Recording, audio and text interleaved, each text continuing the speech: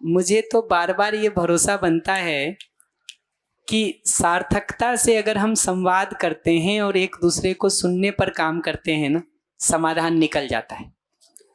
पिछले सेशन में दोनों दीदियों से बात हो रही थी, ब्रेक में 12-14 मिनट अगर वो हमको सुन लिए और हम उनको सुन लिए, हम एक निष्कर्ष पर आ गए।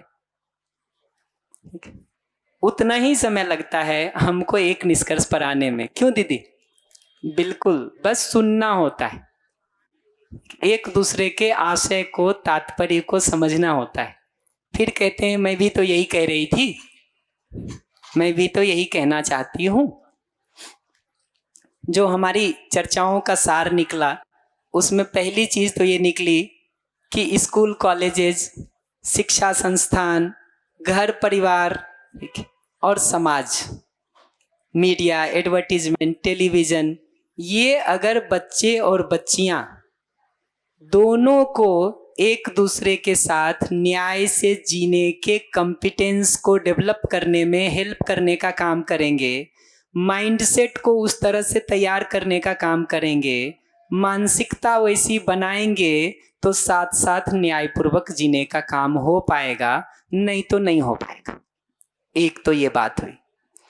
दूसरा ये हुआ कि जुडिशियरी सिस्टम आज के दिन अपनी सीमा में रहते हुए ये कोशिश करती है कि जिसके साथ अन्याय हो गया तो अपराधी को सजा भी मिल जाए, और जिसके साथ अन्याय हो गया उसको कुछ जुर्माना के रूप में पैसा मिल जाए, कुछ काउंसलिंग हो जाए, कुछ आगे बढ़ने का काम हो जाए, वो करती है।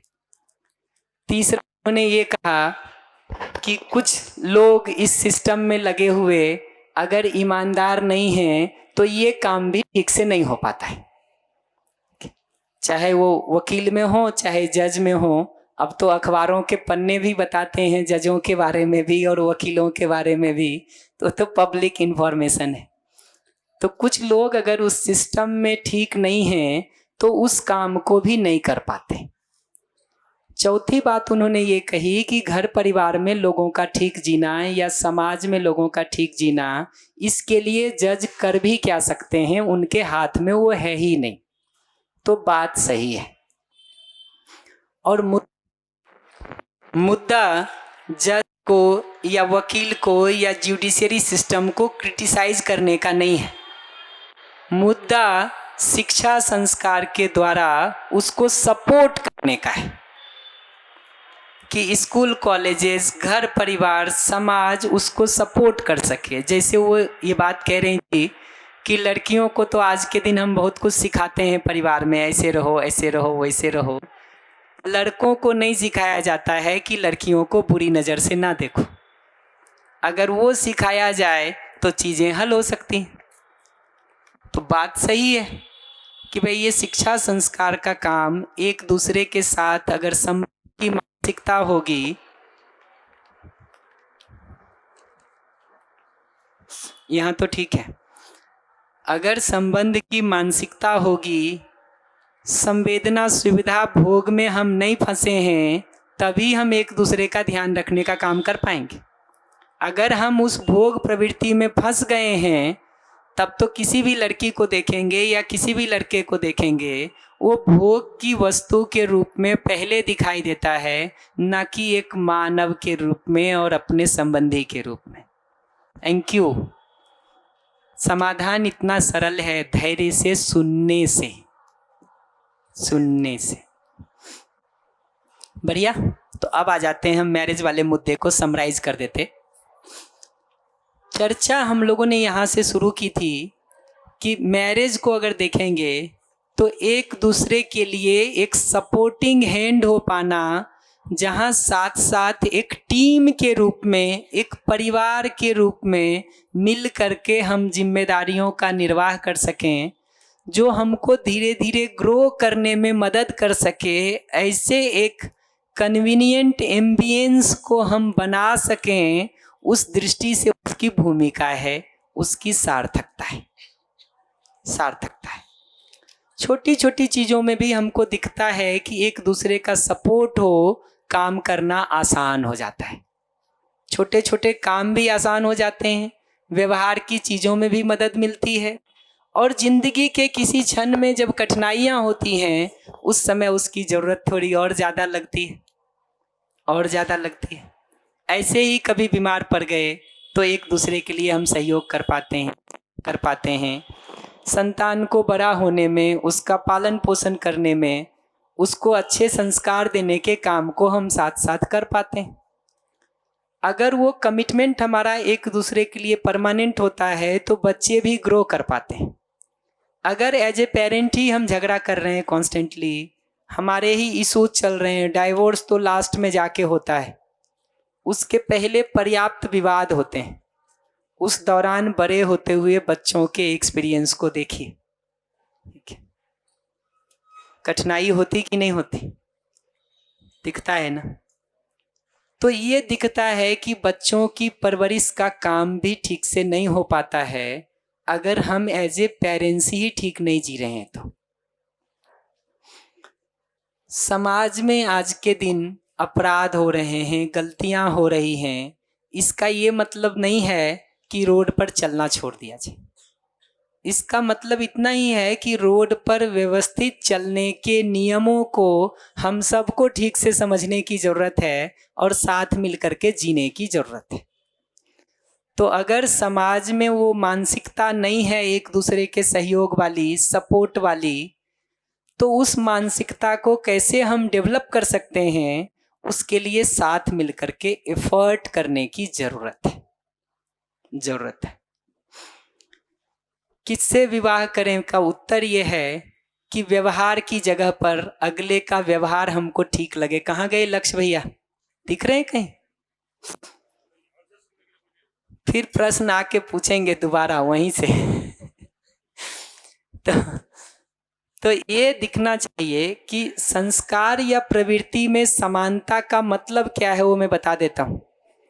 उसका मतलब है कि हम सबका एक जीने का डिजाइन होता है, कुछ आदतें होती हैं, कुछ ढर्रे होते हैं हमारे, व्यवहार कैसे करते हैं नहीं करते हैं। कोई होता है जो बात बात पे गुस्सा करता है, कोई होता है जो नहीं करता है, कोई होता है जो खाने में साउथ इंडियन पसंद करता है, कोई होता है जो नॉर्थ इंडियन पसंद करता है, कोई होता है जो वेज खाता है, कोई होता है नॉन वेज खाता है, कोई होता है जिसको लगता है कि एक so called glamorous life style चाहिए, दूसरे को लगता है नहीं नॉर्मल चाहिए।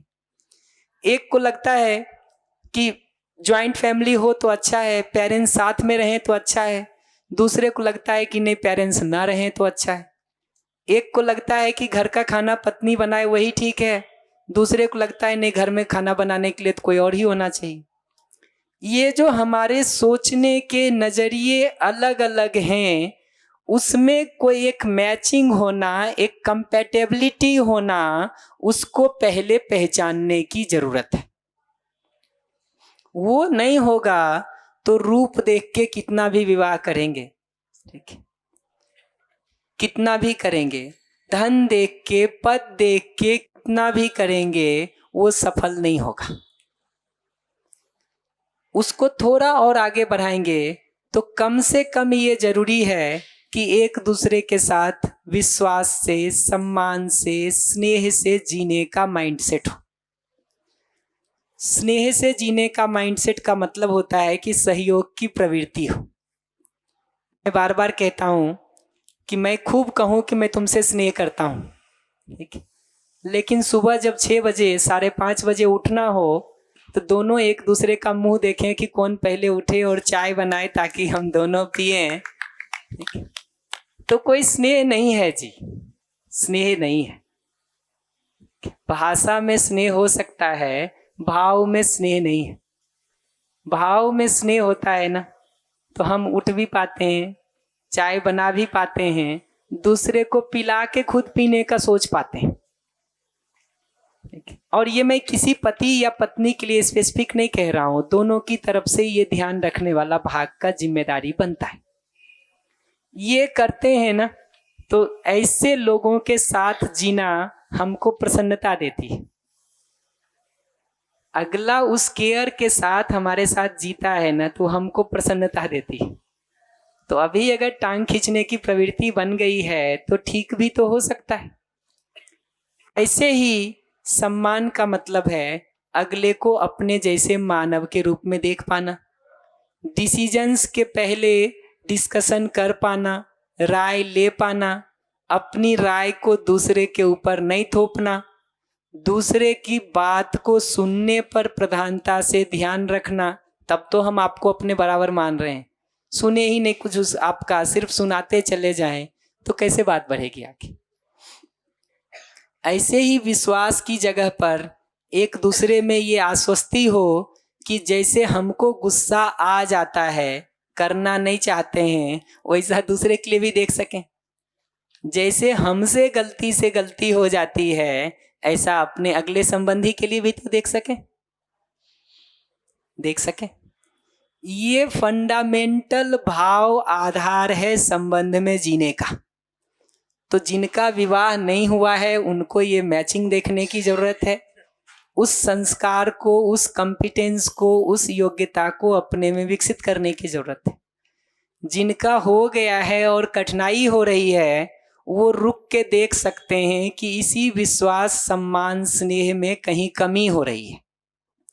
भाषा में स्नेह कह रहे हैं, जीने में सहयोग और कमिटमेंट नहीं दिख रहा है। भाषा में सम्मान कह रहे हैं, बात बात में दूसरे को नीचा दिखाने, गलत दिखाने, बिना पूछे हर राय लेने, तुमको तो कुछ दिमाग नहीं है बताने में लगे हुए हैं। और विश्वास की जगह शंका से खड़े हैं। तो जिनका हो गया है विवाह, उनके भी परिवार चलने का डिजाइन तो यही है कि विश्वास, सम्मान, स्नेह जैसे भावों को समझ करके एक दूसरे के साथ इंश्योर कर लें। अब प्रश्न ये बनता है कि ये संस्कार देखने जाएं तो कैसे पता करें। देखिए, इसका जो सबसे अच्छा हमको अल्टीमेटली तरीका दिखता है, वो तो ये दिखता है कि एक बच्चा या बच्ची जिस परिवेश में ग्रो कर रहा है ना, अगर उस परिवेश के बारे में, वहाँ के लोगों के बारे में हमको पता हो तो हम बच्चे के बारे में बहुत कुछ पता कर सकते हैं। पहले ऐसा होता था कि पूरे गांव का या पूरे शहर का एक तरह की प्रवृत्ति या संस्कार होते थे। आज ये हो गया है कि एक घर में ही अगर 4 लोग रह रहे हैं तो चारों के अलग अलग संस्कार हैं, और चारों को एक दूसरे के बारे में कई बार पता भी नहीं होता है। हम बच्चे भी जिस तरह से बड़े हो रहे हैं, कई बार माँ बाप को भी हमारे बारे में पता नहीं होता। कल शाम को कहानी सुना रहे थे भाई साहब, कह रहे थे कि कोई पिताजी जो है वो भीलवाड़ा में अपने बेटे की शादी की बात कर रहे थे। 5-6 साल से बेटा टाल रहा था। 6 साल बाद जब देखने गए जामनगर में, लोगों ने कहा जाके देखा, तो पता चला शादी तो छोड़िए, बच्चे भी हैं उसके। तो स्थिति तो ऐसी होती जा रही है हम लोगों की कि डायलॉग्स में गैप होते जा रहे हैं। तो कहीं ना कहीं वो सेफ स्पेस हम एक दूसरे को दे सकें। एज ए पेरेंट हमको ये पहचानने की ज़रूरत है कि बच्चा हमसे छुपाए ये ज़्यादा ठीक है कि 6 साल बाद एक ही बार पता चले कि शादी भी हो गई और बच्चे भी हैं, ये ज़्यादा ठीक है, या शादी करने के पहले उसको लग रहा है तो वो सारी बात शेयर कर सके और उसको जज नहीं किया जाए, क्रिटिसाइज नहीं किया जाए, ब्लेम नहीं किया जाए, ये ज़्यादा ठीक है। उत्तर तो साफ है ना। और जब मैं कह रहा हूँ कि क्रिटिसाइज नहीं करें, ब्लेम नहीं करें, जज नहीं करें, तो मैं ये नहीं कह रहा हूँ कि बात नहीं करें। ठीक बात करें, ठीक ढंग से करें, अपने कंसर्न्स को बताएं। आप पूछेंगे वो सब के बाद भी नहीं हो रहा हो तो क्या करें। देखिए, डायलॉग अगर करके नहीं हल होगा ना, तो फिर अंतिम जगह तो भारत का संविधान है, जिसको दीदी लोग काफी जोर शोर से बता रही थी। तो भारत का संविधान जो अधिकार दे रखा है 18 साल की उम्र, 21 साल की उम्र, उसके साथ आप अपने निर्णयों को ले सकते हैं, उसी का सम्मान करना होगा। नहीं तो हम ही जेल में रहेंगे एज ए पेरेंट, कि नहीं। तो संविधान जो अधिकार दे रखे हैं वो तो है ही जी, बेस लाइन तो हम सबका वही है। उससे ऊपर की जगह ये है कि हम एक दूसरे का ध्यान रख करके, डायलॉग करके एक निष्कर्ष तक पहुंच सके। तो आइडियल तो यही है कि आपको अगर हमारे परिवेश का, कुछ लोग जो हमारे साथ रहते हैं उनसे आपकी भी अच्छी मैत्री हो तो बता सकता है श्याम कैसा है कैसा नहीं है। अदरवाइज कैसे पता चलेगा? 2-4 दिन में कितना गेस करेंगे किसी को? तो आइडियल तो ये होना बनता है कि उस परिवेश का, उस वातावरण का, उन परिस्थितियों का हमको पता हो। समाज का डिजाइन वैसा होने की जरूरत है। विवाह के लिए लड़के या लड़कियों का चुनाव होते समय ये होने की जरूरत है।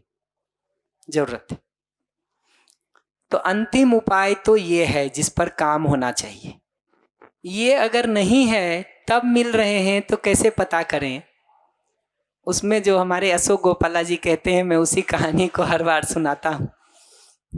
कुछ सलाह जो है वो मैरिड लोगों से अच्छी मिल जाती ना, तो उन्होंने कहा कि अगला अगर आपके साथ जी रहा हो ना और पता करना हो उसके बारे में कि कैसा है, तो पहली दूसरी मुलाकातों में वो जैसा अपने को प्रस्तुत कर रहा है ना, ये समझ लेना जरूरी है कि ये उसका बेस्ट परफॉर्मेंस है, आगे उससे खराब ही मिलेगा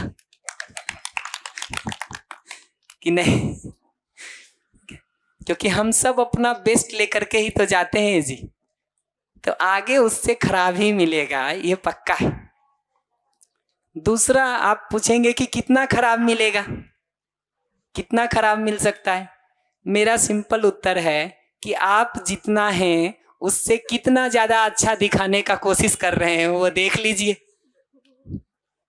आप जितना गुना ज्यादा अच्छा अपने को दिखाने की कोशिश कर रहे हैं, अगले के लिए भी वो मान लीजिए कि उतना तो हो सकता है, तो उतना नीचे करके पहचान लीजिए उसको, कि नहीं? एक सिंपल ढंग ही है। दूसरा, उसको पता करने का ढंग होता है, जितनी देर आप हैं उसके साथ उतनी देर में वो बाकी लोगों के साथ कैसा व्यवहार करता है। आपके साथ तो अपना बेस्ट परफॉर्मेंस देगा ही वो, उसमें तो कहीं शक नहीं है, ठीक है। पर बाकी लोगों के साथ इंटरेक्शन से भी उसका एक लेवल का पता चलता है, ठीक है। क्योंकि आपसे शादी करनी है, बाकियों से तो उसको करनी नहीं है शादी, तो वहाँ फिर भी थोड़ा बेहतर व्यवहार का, एटीट्यूड का, जीने के ढंग का पता चलता है। तो आपके कारण वो दूसरों से लड़ता हुआ दिखाई देना, तो ये समझ लीजिए कि कल को आप उसके मन का नहीं करेंगे तो आपसे भी लड़ेगा। अभी हमको लगता है हमारे लिए लड़ रहा है तो बड़ा अच्छा है। हमको ये पहचानना जरूरी है कि उसका इतना ही होता है कि उसके मन का नहीं होगा तो जो नहीं मन का करेगा उससे लड़ेगा। तो वो एटीट्यूड को पहचानने का जो ढंग है वो व्यवहार पर फोकस करना है, उसी से वो पता चलता है। इसके बाद अगर पता करना हो तो उसका तरीका है चर्चा और संवाद करना, डायलॉग। तो अगर आप उससे अलग अलग प्रश्नों पर संवाद शुरू करते हैं, ठीक है, तो उससे अगले की प्रवृत्ति का, मानसिकता का पता चलता है, ठीक है।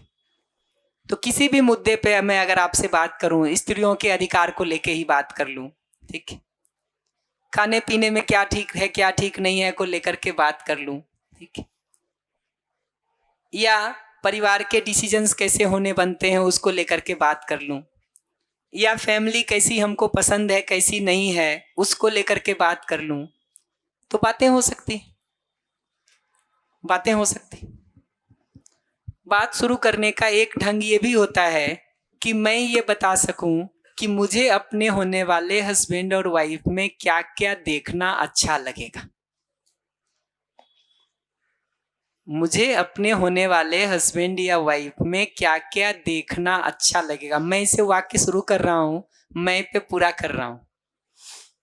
अच्छा लगेगा ये पता कर सकते हैं। ऐसे ही अगले से पूछना हो तो तुमको अपने हस्बैंड या वाइफ में क्या क्या क्वालिटीज हो तो तुमको अच्छा लगेगा, ये पूछा जा सकता है। तुमसे वाक्य शुरू कर रहा हूं, तुम पे ही पूरा कर रहा हूं। तो अपनी बात कह रहे हैं तो सारी बात मैं से शुरू करेंगे, मैं पे पूरा करेंगे कि हमारी अपेक्षा क्या है। जब अगले की बात कर रहे हैं तो उसकी बात करेंगे, उसमें हम जो पूरा कर सकते हैं उसको बता दिया जाए, ठीक। जो नहीं कर सकते हैं उसमें जो अपनी स्थिति हो उसको लगभग ठीक रख दिया जाए। आप पूछिएगा कितना झूठ हो सकता है या नहीं, मेरा फिर से 2 बात कहना होगा। एक तो ये कि जितना झूठ हम बोलते हैं उतना अगला बोलेगा, इतना तो मान के ही चला जाए कि नहीं, इतना तो मान ही लिया जाए कि जितना हम बोल रहे हैं उतना तो अगला बोल सकता है। दूसरा, बातें अगर पहले से तय हो जाती हैं ना तो अगला निर्णय ले सकता है कि वो विवाह करे कि ना करे। यहाँ अगर पहले बात नहीं हुई है और बाद में जाके हम चर्चा करने जाते हैं ना, कोई नहीं सुनता जी, फिर बात नहीं हो सकती कुछ ज्यादा। उस समय जो परिस्थिति बताई जा सकती है उसके साथ वो चूज कर सकता है कि इस गेम में उतरे कि नहीं उतरे। आ गए एक बार साथ में, फिर नियम को बहुत बताने जाएंगे तो बात बनेगी नहीं। इसीलिए अपना लिस्ट 2 होना जरूरी है, प्रिपेयर्ड। एक ये कि हम अपने होने वाले टू बी हस्बैंड या वाइफ में क्या क्वालिटी चाहते हैं, हमको क्या क्या चाहिए वो क्लियर होना जरूरी है। उसका प्रायोरिटी सेट होना जरूरी है। मान लो ये 5 चीजें चाहिए, तो ये पूछना होता है कि इसमें से कोई एक छोड़ना हो तो किसको छोड़ सकते हैं, कोई 2 छोड़ना हो तो किसको छोड़ सकते हैं। जिसको हम छोड़ सकते हैं वो प्रायोरिटी में नीचे आएगा, जो हमको चाहिए ही वो प्रायोरिटी में ऊपर आएगा कि भाई इस पे तो हम समझौता नहीं कर सकते, तो वो प्रायोरिटी में ऊपर आएगा। जिसको हम छोड़ सकते हैं वो नीचे आ जाएगा। ऐसा प्रायोरिटी सेट करना होता है अपने एक्सपेक्टेशंस का। फिर उसको ये समझ में आया क्या करना होता, और रिकॉर्डिंग निकाल के सुन लीजिएगा, मिल जाएगा। फिर उसको 2 कैटेगरी में बांटनी होती है, क्या एसेंशियल है, क्या डिजायरेबल है। तो एसेंशियल तो वो है जो हमको चाहिए ही, डिजायरेबल वो है जो मिल जाए तो अच्छा। फिर अपने एसेंशियल पैरामीटर्स के आधार पर रिज्यूमे को शॉर्टलिस्ट करने की जरूरत है, बायोडेटा को शॉर्टलिस्ट करने की जरूरत है, फिर उसमें बेस्ट ऑप्टिमाइजेशन यूज करने की जरूरत है। अपनी जगह से देखेंगे तो ऐसा है। ये स्टेप समझ में आया क्या कह रहा हूं, कि अपनी प्रायोरिटीज की लिस्ट प्रिपेयर होने की जरूरत है।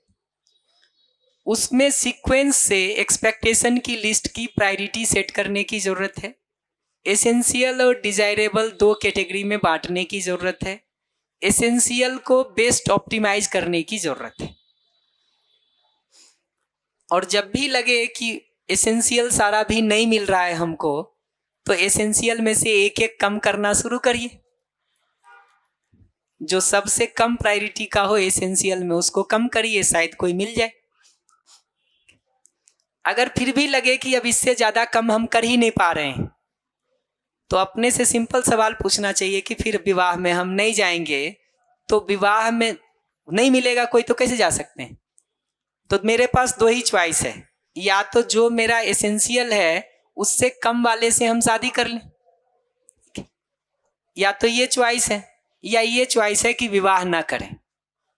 तो ये देख लें कि ये दोनों कंडीशन, अपने एसेंशियल से कम वाले से शादी करना या नहीं करना, ये दोनों में किसमें हम ज्यादा आराम में रहेंगे, जिसमें ज्यादा आराम में रहेंगे वो चुन ले, या जिसमें कम दुखी होंगे वो चुन ले। क्योंकि जब सब नहीं मिल रहा है तो ये 2 स्थिति में से जिसमें ज्यादा आराम में रहेंगे वो चूज कर लें, या जिसमें कम दुख होगा वो चूज कर लें। डिजाइन इतना सिंपल है उसको चूज करने का।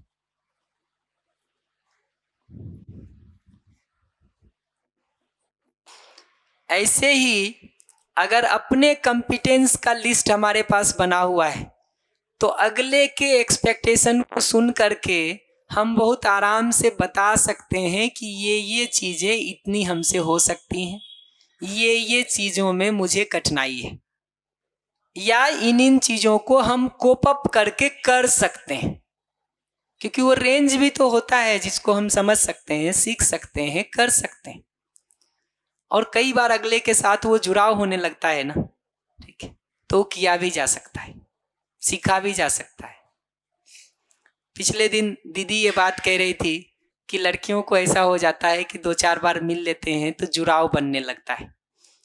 अगर ऐसी स्थिति हो तो अपना लिस्ट पहले देख लें, एसेंशियल वाला मिलता हो तभी वो जा करके मिले, नहीं तो जुड़ाव बन गया तो फिर उतने से ही जिंदगी को आगे देखने की जरूरत पड़ेगी, आपको उतने से ही जिंदगी देखने की जरूरत पड़ेगी।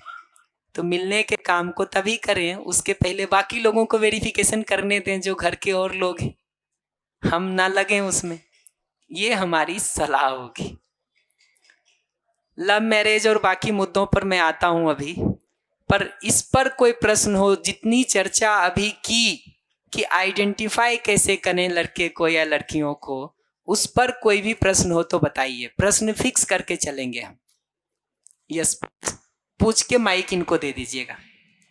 भैया, जैसे लिस्ट में जो एसेंशियल और जो ठीक है, जो डिज़ायरेबल हो वो तो पता चल गया, लेकिन ऐसा कौन सी लिस्ट में क्या क्या चीज़ें ऐड हो सकती है जो नेचुरली एक्सेप्टेबल हो, वो आप में भी हो उसमें भी हो? मतलब कैसे पता चलेगा इसमें मुझे कि भाई मैं गलत जा रही हूँ, मेरी लिस्ट गलत है या मेरी लिस्ट सही है? लिस्ट गलत है या सही, इस पर अभी हम नहीं जाते, क्योंकि अभी तो विवाह करना है, वो तो तैयारी पहले होने की जरूरत है। अभी तो रुक के सिर्फ इतना देखने की जरूरत है कि क्या क्या होगा तो हमको अच्छा लगेगा, और उसमें प्रायोरिटी सेट करने की जरूरत है कि लगे कि चेहरा भी अच्छा हो और लगे कि खाना भी बना के खिला दे। उदाहरण ले रहा हूं मैं, तो आप तय कर लीजिए कि ये दोनों में कोई एक मिलेगा तो क्या लेना चाहेंगे, अच्छा चेहरा खाना नहीं, या खाना मिले चेहरा नहीं। जो आपको लगे कि ये चाहिए वो प्रायोरिटी में ऊपर हो जाएगा, ऊपर हो जाएगा। तो अभी मैं इस पर बात नहीं कर रहा हूं कि क्या ठीक है क्या ठीक नहीं है, वो करना हो तो आगे कर दूंगा, पर अभी ये पहचानो कि जो चाहिए वो तो चाहिए जी, वो तो चाहिए। और वो कमिटमेंट वाला, वो अभी तक क्वेश्चन सॉल्व नहीं हुआ है। कल शाम को जो पूछा था कि सामने वाला कमिट करने को तैयार है कि जो तुम्हारी गति है जिससे तुम चलना चाहती हो, तो मैं भी तैयार हूँ उसको करने के लिए। हाँ। तो क्लासरूम का गेट खुला है, मैडम बाहर खड़ी है, तो वो जाए नहीं जाए ये सोच के कि क्लासरूम का गेट खुला है, वो कमिट करने के लिए तैयार है। ही इज अश्योरिंग मी कि मैं ठीक करूंगा, मैं कोशिश करूंगा। तो मुझे उस टाइम उस पर ट्रस्ट करना चाहिए या नहीं करना चाहिए? उसको ट्रायल फेज में रख करके 2-3 महीने देख लेना चाहिए। क्या कर सकते हैं जी? और अगर ट्रायल फेज में अटैचमेंट हो जाए फिर क्या? फिर से ट्रायल फेज में अटैचमेंट हो जाए तो फिर ट्रायल फेज के शुरू करने के पहले ही ये निर्णय ले लेना चाहिए कि ये ट्रायल स्टार्ट हम करें और उसमें चले जाएंगे, तो वो तय कर लें कि अगर वो आगे जा सकते हैं तो ट्रायल ही करें कि ना करें, ये निर्णय ले लें। हाँ, तो मतलब अपनी लिमिट्स को बना के फिर ही आगे जाना चाहिए कि भाई हाँ 2-3 महीने तक आप देख रहे हो बस जी।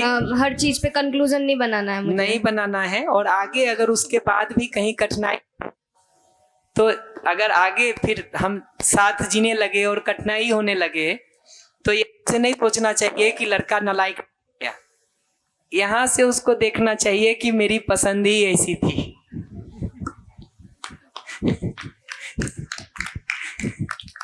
और अगर फिर सामने वाला ऐसा बोले कि तुम तो मुझे यूज कर रहे हो, एक्सप्लोर कर रहे हो, मैं कोई चीज थोड़ी ना होगी जो मुझे यूज करोगे 2-3 महीने फिर छोड़ के चले जाओगे, फिर उसको सिंपल अगर ऐसे कहना हो ना और कंफर्टेबिलिटी हो तो कहना चाहिए दुर्भाग्य से मैं अपने को यूज किया हुआ महसूस कर रही हूँ। तो भैया फिर ये तो वही वाली बात हो गई वो डियर जिंदगी वाली मूवी में कि भाई कुर्सी देखने जाते हो तब भी तुम 10 कुर्सियां देखते हो ना, तुम्हें जो कंफर्टेबल लगती तुम उस पर बैठते हो, तो फिर हम वही काम करें फिर? तो वही हमारा तो सिंपल प्रश्न है कि विवाह के पहले वैसे भी तो हम देखते ही हैं क्राइटेरियंस को। मुद्दा ये है कि सारी कुर्सियां तो ऐसे भी घर में नहीं ले आते, मुद्दा ये है कि उसको रूप देख के ला रहे हैं कि कुर्सी बैठने के लिए ठीक है, ये देख के ला रहे हैं। बट भाई एक क्वेश्चन और बन रहा है कि कुर्सी और इंसान समान थोड़ी ना है क्या, जो हम कुर्सी को इंसान से देख रहे हैं? इसीलिए कुर्सी को तो तुम बीच में लाई, मैंने तो लाया नहीं था। बता रही हूँ मैं तो। पर देखो ये बात तो तय है ना कि इंसान के साथ रहने के पहले हम एक दूसरे को देखेंगे कि आंख मूंद के रहने लगेंगे। देखेंगे। देखना तो बनता है। 700 करोड़ की आबादी में 150 करोड़ लड़के लड़कियां होंगी कि नहीं।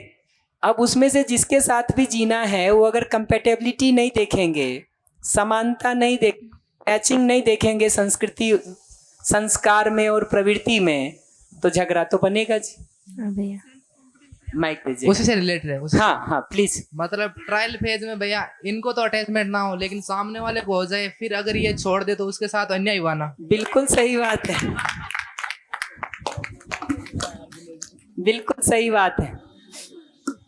दो कमेंट हम करेंगे इस पे। ये बात बिल्कुल सही है। वो कल बात हो रही थी ना रिलेशनशिप वाले इश्यूज पर। कठिनाई यही सारी शुरू होती है कि मैरिज के पहले जब हम इस तरह से जुड़ने जाते हैं ना, हमको इमोशनल बॉन्डिंग हो चाहे नहीं हो, अगर अगले को भी हो गया ना तो मारा मारा फिरेगा देवदास जैसा कि नहीं। ये कठिनाई तो है। पर उन्होंने जो केस पूछा था ना, उन्होंने दूसरा पूछा था, अगर मैं ठीक समझा तो। उन्होंने तो ये पूछा था कि लड़का एक बार ब्रेक कर दिया है अपने प्रोमिसेस को, एक बार ब्रेक कर चुका है, दोबारा उस पर भरोसा करें कि नहीं करें, ये पूछा था उन्होंने। तब तो थोड़ा वही जो वो कह रहे हैं वो ये कि किसी जगह पर आपको कुछ चोट लगी ना, किस बात को लेके आप ये कह रहे हैं। माइक दे दीजिए जरा, रिस्पॉन्ड कर दें। जैसे कि रिश्ता आया, मेरे मम्मी पापा ने उनको बढ़िया लगा, उन्होंने कहा ठीक है पैसा भी अच्छा है और इंसान भी अच्छा है, सही चीज कर रहा है तो तू देख ले। तो अब मैं उससे मिलने जा रही हूँ, उसने मुझे ये कमिट दिया है कि हालांकि उसकी प्रवृत्ति अलग है, जिंदगी जीने का तरीका अलग है, देखने का तरीका अलग है, बट ही इज अश्योरिंग मी, वो मुझे अश्योर कर रहा है कि तुम्हारी गति ठीक है और तुम मुझे एक समझदार इंसान के रूप में दिखती हो और मैं भी ऐसा ही जीना चाहता हूँ, तो मैं ये चीज अपनाऊंगा, ये कमिट कर रहा है। वही तो इसका मतलब वो कुछ और जी रहा है, बदलने का कमिटमेंट कर रहा है। वो ये बात कह रही है कि कुछ और जी रहा है, बदलने का कमिटमेंट कर रहा है। ठीक है, तो बदलने के कमिटमेंट पर तो देखिए, अगर उसको नहीं वेरीफाई करेंगे तो जुआ खेलने जैसा है। अपने लिए तय करना चाहिए कि हम वो जुआ गैम्बलिंग हेड और टेल उछालना चाहते हैं कि हम रुक के पहले टेस्ट करना चाहते हैं। अगर उछालना चाहते हैं तो उछालिए, लेकिन अगर हेड के बदले टेल आ जाए तो लड़के से लड़ने के बदले ये कहिएगा कि मैंने ही ये निर्णय लिया था। भैया यार फिर तो प्रॉब्लम ही आएगी ना, मतलब आप 50-50 चांसेस है फिर तो हर चीज के। अब तो आगे जाके प्रॉब्लम निकल गई तो फिर हम ही अपने आप को कोसेंगे कि भाई मैंने वो क्यों डिसीजन लिया। फिर मुद्दा अपने को कोसने का नहीं है, मुद्दा दूसरे को नहीं कोसने का है। मैं नहीं कोसूंगी भैया, मैं तो अपने आप को कोसूंगी ना। अपने को भी नहीं कोसना, लेकिन दूसरे को नहीं कोसना, कम से कम इतना तो पकड़ के रखो। नहीं तो हम एक दूसरे को कोसते हैं। एक सेकंड, ये बात क्लियर हुई जो कह रहे हैं? आगे बढ़े, थैंक यू। उस केस में वो अगर मान लो चेंज की वादा कर रहा है तो उसको भी कुछ समय देना चाहिए। हाँ बिल्कुल, इसलिए तो कहा 3 महीने मिलना बनता है। भैया फिर इसमें एक चीज और होती है, बोलते हैं नसीब अपना अपना, किस्मत ने मिला है, डेस्टिनी, और वो कुछ ऐसा वो होता है क्या? लास्ट में तो वही बोलना पड़ता है मन बहलाने के लिए, बाकी ऐसा कुछ नहीं होता। वही माइक दे दीजिए। मेरी दृष्टि में पूछिएगा तो मैं तो इतना ही कि अगर हम सब मानवीय संस्कार से जिएंगे, ठीक है, नसीब अच्छा ही होगा जी, कि नहीं? अमानवीयता से जिएंगे, नसीब के खराब होने की गारंटी है। तो मुद्दा तो मानवीयता को समझ के जीने का है, ना कि नसीब के ऊपर सारा डाल के अपना पल्ला झाड़ लेने का है। थैंक यू जी। नमस्ते भैया। नमस्ते। क्वेश्चन रिलेटेड ही है, लेकिन इससे थोड़ा आगे बढ़ के आपको एड्रेस करना तब कर लेना। नहीं आप करिए, हम कर देंगे। क्वेश्चन ऐसा है कि अभी उससे आगे बढ़ गए, 3-4 महीने से रिलेशन आगे बढ़ गया है, कमिटमेंट भी हो गया है, लेकिन कहीं ना कहीं ये देखने को मिल रहा है कि जैसा उन्होंने कमिटमेंट किया है उसकी तरह के वो कार्य व्यवहार नहीं कर रहा है। तो कहीं ना कहीं शादी के बाद में आगे जाके एक थोड़ा विश्वास हो रहा है कि यार जैसा वो कह रहे वैसा कर पाएंगे कि नहीं कर पाएंगे। बाकी ठीक है, बाकी सब अच्छा चल रहा है और वो कमिटमेंट भी कर रहे हैं सामने वाला कि मैं ठीक कर लूँगा या मैं मैनेज कर लूँगा, बट अभी जैसा कह रहे वैसा उनके कार्य व्यवहार में दिख नहीं रहा कि एक्चुअल में ऐसा हो सकता है। देखिए, अगर हमसे पूछिएगा ना तो मैं तो इसको ऐसे देखता हूँ कि किसी एक जगह पर हम साथ साथ रहने का निर्णय लेते हैं। साथ साथ का मतलब पति पत्नी के रूप में रहने का निर्णय लेते हैं। वो कोई मैरिज के दिन नहीं लेते हैं, पहले लेते हैं। मैरिज तो एक फंक्शन है, उसके पहले वो निर्णय लेते हैं। मेरा तो सोचने का डिजाइन सारा देख के ये बना है कि जिस वो निर्णय ले रहे हैं ना, उसके पहले जितना जांच परख करना हो कर लिया जाए। उसके बाद भी अगर वही जांच परख करते रहेंगे ना तो बहुत जल्दी जूते चप्पल चल जाएंगे कि नहीं। तो जितना जांच परख करना हो वो निर्णय लेने के पहले करना ठीक है। निर्णय लेने के बाद अगर जांच परख करने का काम करते हैं तो हार्ट ब्रेक होने ही वाला है, होने ही वाला। तो मैं तो ऐसे सोचता हूँ व्यक्तिगत रूप से, निर्णय लेने के पहले जितना सोचना हो सोचा जाए। निर्णय लेने के बाद तो अधिकतम निभाने के अर्थ में ही सोचना बनता है, सोचना बनता है। बट निर्णय लेने के पहले तो जितना सोचना हो सोचा जाए। निर्णय लेने के बाद तो निभाने के अर्थ में सोचना ही बनता है। हाँ, वो ठीक बात पिछला है प्रश्न हो भैया। जाए। इसमें ऐसा मैं ऐसा देख रहा हूँ कि अब वो सब हो गया डिसाइड कि शादी भी करनी है और साथ साथ जीना है। मेरा यहाँ है कि ऐसा क्या संवाद करे कि शादी से पहले दोनों की तरफ से थोड़ी प्रिपरेशन हो जाए कि हम एक साथ जिंदगी जी पाए। ये अच्छा बात है। इस पर तो देखो अच्छे से बात हो सकती है कि विवाह के सफल होने के लिए विश्वास, सम्मान, स्नेह जिसका पूरा विस्तार किया, उन भावों के साथ एक दूसरे से जीना मूल मुद्दा है। तो वो सहयोग प्रवृत्ति आ जाए, दूसरे को अपने जैसा पहचानना शुरू कर दें, इंटेंशंस पर डाउट नहीं करके भरोसा बना रहे, कॉम्पिटेंस में कोऑपरेटिव हैंड एक दूसरे के लिए हम सपोर्ट कर सकें, निर्णयों को साथ साथ मिलकर के ले सकें, छोटी छोटी जगहों पर एक दूसरे का ध्यान रख सकें। जो चीज़ तुम्हें अच्छी लगती है उसको ध्यान रखने के काम को हम कर सकें, जो मुझे अच्छा लगता है वो ध्यान रखने का काम तुम कर सको। तो ये प्रवृत्ति डेवलप करने की जरूरत। हाँ, इसमें इतना ही है कि जल्दबाजी नहीं करनी चाहिए कि थोड़ा समय लग सकता है लेकिन ठीक तो हो ही सकता है। बिल्कुल हो सकता है। इनका सुन के आऊँ, माइक इन्हीं के पास है, प्लीज। भैया, निर्णय लेने से पहले जो ऑनलाइन शादी के साइट्स होते हैं, अगर उस पर कोई लड़का या लड़की देख रहे हैं तो संस्कारों और प्रवृत्तियों का सटीक पता कैसे लगा सकते हैं? देखो, 2 कमेंट हमको करना है। समाज की जगह से देखोगे तो मैं ये कहूँगा कि ये दुर्भाग्यपूर्ण है कि हमने ऐसा समाज बना लिया है जहाँ हम लोगों के बारे में कुछ ज़्यादा नहीं जानते हैं। ऑनलाइन साइट्स ही बच गए हैं हमारे पास। तो बेसिक जगह से तो समाज पे काम होना चाहिए ठीक से, ताकि वैसी दुर्भाग्यपूर्ण स्थिति ना आए। अब आ ही गई है तो क्या करें? तो तरीका तो यही दिखता है कि ऑनलाइन साइट्स के थ्रू हम पता करें, फिर 2-4 राउंड हमारे पेरेंट्स और हम मिल करके देखें कि क्या स्थिति है। अदरवाइज तो फ्रॉड के चांसेस बहुत ज़्यादा हैं ही, हो ही रहे हैं। आप एक बार जैसे बाकी सबका बताते हो कि क्या क्या डीमेरिट्स हो सकते हैं, आप कुछ बता सकते हो क्या? किसके डीमेरिट्स? ऑनलाइन शादी के लिए देखने में। ऑनलाइन शादी की तो सबसे बड़ी डीमेरिट यही है कि आपको आगे पीछे का कुछ भी नहीं पता है, तो वो 4 दिन में वो जो कह रहा है वो सच है कि नहीं वो पता करना और ज़्यादा कठिन हो जाता है, और ज़्यादा कठिन हो जाता है। भैया, 4 दिन में नहीं, अगर मिल करके मतलब ऑनलाइन मिल के फिर मीटिंग्स 5-6 मीटिंग्स हो गई है तो फिर लाइव मीटिंग। वही कह रहा हूँ, तो मैं मना नहीं कर रहा हूँ उसके लिए। तुमने डिमेरिट्स पूछा तो मैं डिमेरिट्स बता दे रहा हूँ कि जिसके परिवार को हम पहले से नहीं जानते हैं, हमारे कॉमन कनेक्शंस भी नहीं हैं, जिनके परिवेश वातावरण का भी हमको कुछ पता नहीं है, तो वो सारे डिमेरिट्स हैं उसकी। मेरिट क्या है? तो मेरिट यही है कि 5-6 बार मिले हो, उसमें जितना पता कर सकते हो वो कर सकते हो, वो उसका मेरिट है। 1 सेकंड पीछे का प्रश्न है, उसको पहले दे के लाएंगे तो अच्छा रहेगा। और दूसरे के उत्तर को बहुत सारे उत्तर मिल जाएंगे। Sir coincidentally same almost same ही क्वेश्चन था कि जैसे कि अभी मेरे बड़े भाई की अरेंज मैरिज हुई तो सेम के उसने हमारे पापा मम्मी ने सबसे पहले बायोडाटा दिया, लड़की का बायोडाटा देखा, फिर घर पे गए, फिर उसके साथ बड़े भाई ने एक मीटिंग की।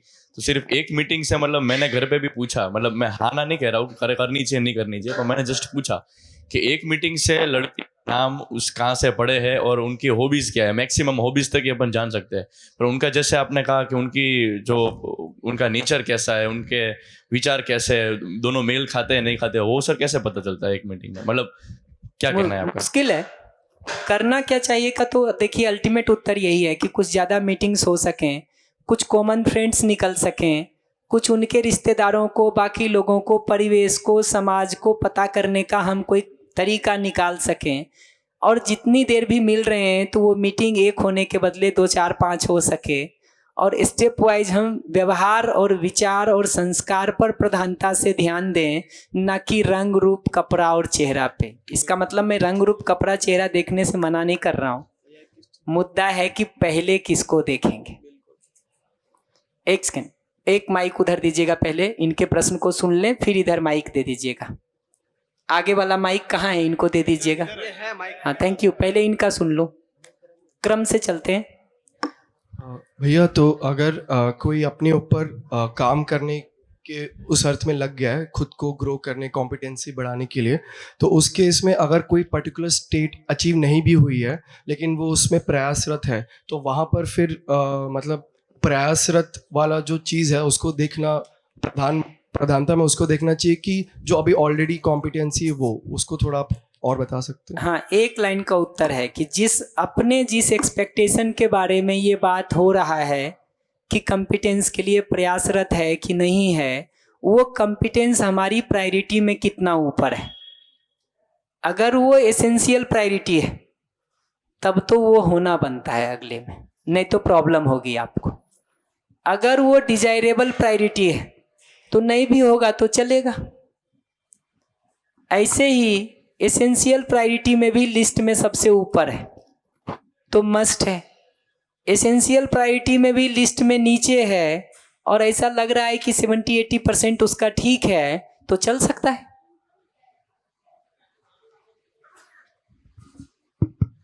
नमस्ते भैया। नमस्ते। गोष्ठी में भी बात मैंने की थी रात, ये सेम क्वेश्चन किससे विवाह करें, मुझसे मेरे दोस्त ने पूछा था, तो पूछा यार तू बता कि कैसी लड़की हो, किससे शादी करूं। तुमको तो कहना चाहिए आजकल कोर्ट ने सब अलाउ कर दिया है, किसी से भी कर सकते हो। हाँ मैं पूरा कर लेता हूँ। मैंने कहा कि यार मजाक कर रहा। हाँ मैंने कहा कि तुम्हारे और उसके विचार मिलते हो और घर वालों का सम्मान करे, घर का काम कर ले, अच्छी हो, मतलब यही है कि उनके उसके अंदर गुण हो अच्छे। मैंने ये नहीं कहा है। हाँ, मैंने कहा एक सेकंड सुन लो, मैं बता रहा हूँ। मैं ये कह रहा हूँ कि तुम अपना लिस्ट बना के देख लो कि तुमको क्या चाहिए। मैं ये कह रहा हूँ, मैं ये नहीं कह रहा हूँ कि ये चीजें चाहिए। मैं कह रहा हूँ तुम अपना लिस्ट बना के देख लो। बिल्कुल। और जनरल में मैं कह रहा हूँ कि विश्वास, सम्मान, स्नेह का भाव तो किसी भी दो मानव के साथ जीने में जरूरी है, तो पति पत्नी में सबसे ज्यादा जरूरी है, क्योंकि वहां सबसे ज्यादा जीने वाले हो एक दूसरे के साथ। भाई तुम मेरा चेहरा, हम तुम्हारा चेहरा साल में 10 दिन देखते हैं, लेकिन वहां तो सुबह शाम देखोगे दिन में 10 बार। बिल्कुल।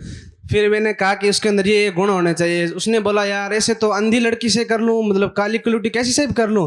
मैंने कहा कि अगर सुंदर लड़की तुम्हें ड्रम में डाल रही है उससे अच्छा अंधी लड़की से कर लो।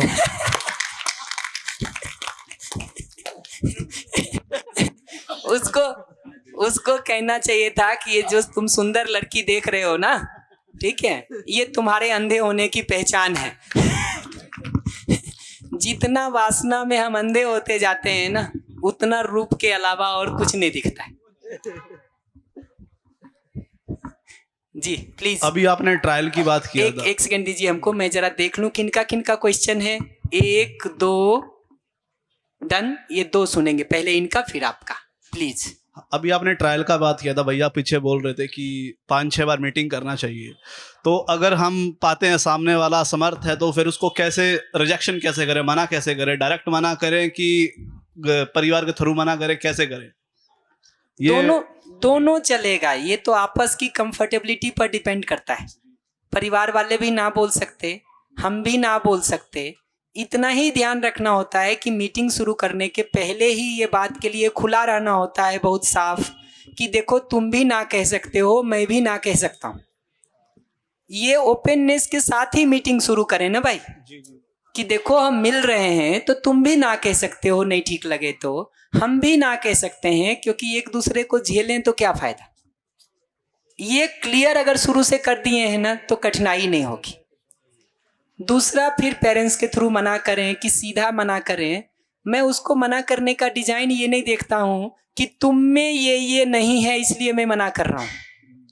मैं मना करने का डिजाइन ये देखता हूँ कि मुझे ये चीज़ें पसंद हैं और उसके पूरा होने की संभावना मुझे नहीं दिख रही, इसलिए मैं अल्टरनेटिव तलाश करना चाहता हूँ।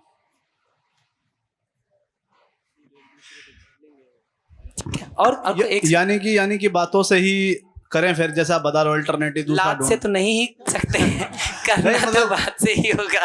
नहीं, एक तो हम डायरेक्ट बोल दे कि नहीं हमें ज्यादा, मतलब या घर के माध्यम से बात बोल दे कि नहीं जैसा वही घर से भी कहना हो तो उसको ब्लेम करके कहने के बदले मेरी अपेक्षाएं कुछ हैं जो नहीं पूरी हो रही हैं, यहाँ से शुरू करने की जरूरत है। तुम काली हो इसलिए नहीं करेंगे, तुम्हारी हाइट 5 फीट है इसलिए नहीं करेंगे, तुम 20,000 ही कमाती हो इसलिए नहीं करेंगे। इसकी जगह ये भाषा है कि भाई मुझे 5 फीट 5 इंच पसंद है, ठीक है। अब अगला तो ये पूछ ही सकता है कि तुमको पहले से पता था कि हम 5'1" हैं तो बुलाए क्यों मीटिंग में। तो ये बात तो सही है कि बायोडाटा की बेसिक चीजें आपकी मिल रही हैं तभी आप बुलाते हैं, और शुरू में बता के शुरू करेंगे ना तो सेफ रहेंगे। नमस्ते भैया। नमस्ते। ये जो प्रश्न है ये मेरा प्रश्न नहीं है, ये प्रश्न मेरे दोस्त का प्रश्न है। कोई नहीं, आराम से। सर एक्चुअली मुझे ये पूछना है कि जैसे फैमिली मेम्बर्स अरेंज मैरिज करते हैं तो उसके अंदर उससे पहले अगर मैं सेल्फ पे वर्क करता हूँ और अगर मैं मेरे भावों को व्यवस्थित कर लेता हूँ कि मुझे इतना तो एक्सेप्टेंस होगी कि सोसाइटी के अंदर जिस तरीके के अभी ट्रेंड्स चल रहे हैं कहीं ना कहीं सामने आने वाला उसको लेकर तो आएगा ही आएगा, अगर वो अवेयर नहीं है तो अगर मैं खुद को व्यवस्थित कर लेता हूँ तो जब सब कुछ शुरू होता है तो मैं उसे कहीं ना कहीं अच्छी ऑब्जर्वेशन तो दे पाऊँगा कि उसे एक ठीक इंसान मिला है। तो उसमें ऐसा होगा कि जब वो आसपास में सोसाइटी में देख पाएगी रिलेशनशिप में इतना कुछ चल रहा है बट मुझे जो मिला है इंसान उसके अंदर मुझे अच्छी ऑब्जर्वेशन दिखती है, तो जिस टाइम उसको वो रियलाइजेशन होगा तो कहीं ना कहीं वो भी तो अल्टीमेट गोल में सुख समृद्धि चाहती है, तो वो भी कभी मुझसे ये जानना तो चाहेगी कि मैं इस पाथ पर कैसे चल सकती हूँ। तो फिर बाद में मैं हेल्प करते हुए उसे कि कैसे अवेयर हो सकते हैं उस राह पे लेके आ सकता हूँ। तो ये सही तरीका है क्या सोचने का? बिल्कुल ठीक है, बशर्ते ये बात जो आज याद आ रही है ना ये जिंदगी भर याद रहे। दैट्स वाई सर मैं कह रहा हूँ ना कि मुझे उससे पहले ही खुद के सेल्फ पे वर्क करने की जरूरत है। ठीक है, वो ठीक है। होता ये है कि ये हमको आज याद रहता है, कल भूल जाते हैं। और प्रश्न तो नहीं? पीछे माइक दे दीजिएगा।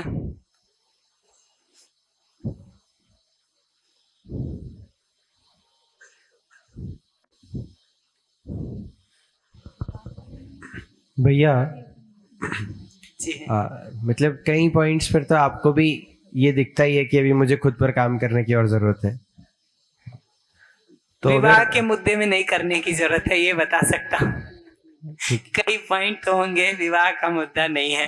तो अभी ये बहन बात कर रही थी ना, तो उस पॉइंट ऑफ टाइम पर हम खड़े हैं कि पहले दिन अगर हमको ये पता है कि उसका करना ऐसा है और हम ऐसा चाहते हैं, और या 15 दिन बाद हमको पता है या 3 महीने बाद हमको ये पता है कि उसका करना ऐसा है, वो परिवर्तन के लिए कमिट भी कर रहा है और वो चाहता भी है और हम भी चाहते हैं, तब उस पॉइंट ऑफ टाइम पे हमको अगर ये लग रहा है कि उसकी कॉम्पिटेंस अभी इतनी नहीं है या फिर वो 3 महीने में उतनी ग्रोथ नहीं है या जो भी चीज़, तो उस टाइम पर वो चीज़ को ख़त्म करके और फिर ये जो आपने पीछे ये जो लिखा हुआ है पीपीटी के अंदर कि संस्कारों प्रवृत्तियों में समानता, उसको क्योंकि शुरुआत में ही तो दिखेगी नहीं डे 1 पे ही मिलते ही, तो वो 3 महीने में अगर वो हो गया कि हाँ नहीं है लेकिन फिर भी कमिटमेंट तो है ही उसकी कि भाई मैं उसको कर लूँगा, तब ये क्यों उसकी जिम्मेदारी सर पे भी ओढ़नी पहले ही कि वो करेगा नहीं करेगा, दोनों संभावना है। तो पहले जो जीता हुआ ही दिख जाए 3 महीने के अंदर, दिख जाए तो कर लें, और नहीं दिखे तो फिर देख लेना, दूसरा देख लें, उसमें क्या हो गया। हमको इसमें एक ही लाइन कहना कि जब हम शुरू करते हैं ना, तो लड़के और लड़की दोनों को ये बात पता होने की जरूरत है कि हम दोनों ना बोल सकते हैं। वो नहीं होता है ना, तो किसी न किसी की बॉन्डिंग डेवलप हो जाती है, ठीक है। और किसी भी एक की बॉन्डिंग डेवलप हो गई तो गया काम से गया काम। तो ये समझना जरूरी है कि अगर हम दोनों इतने मेंटली स्टेबल हैं और क्लियर है कि हम ना बोल सकते हैं, तो उस बाउंड्री को पहचान के अगर रह रहे हैं और एक दूसरे को जांच परख कर रहे हैं, तब तक तो ठीक है। अगर लगता है कि वो बाउंड्री क्रॉस हो सकती है और हम दो में से कोई भी अटैच हो सकता है, तो प्रोसेस नहीं शुरू करना ही ठीक है। बात ठीक है।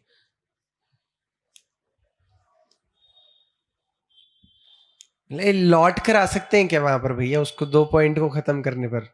लौट के आने का देखो, मैं हर बार यही कहूंगा कि अगर अगला हमारे लिए पागल हो गया है ना, तो किसी जगह पर हमको ये पहचानने की जरूरत है कि उसमें हम भी जिम्मेदार हैं।